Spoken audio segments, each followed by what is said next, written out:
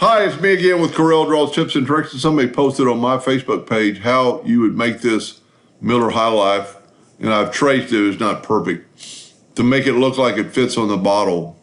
I don't know what he's doing, and this is like a picture off of a phone, looks like. And this is only going to work in 2018 and above. 2017 and below doesn't have add perspective.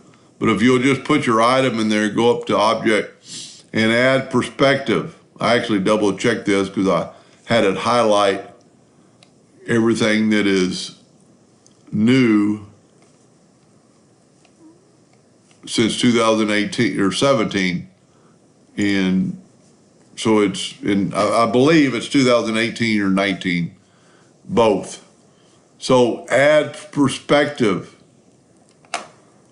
And then you just take that corner and just kind of roughly put it there, roughly put it there, roughly put it there, and roughly put this one there. That makes the label look like it's kind of on the box. So that's add perspective. Anyway, I hope that helped a little bit. Thank you for watching.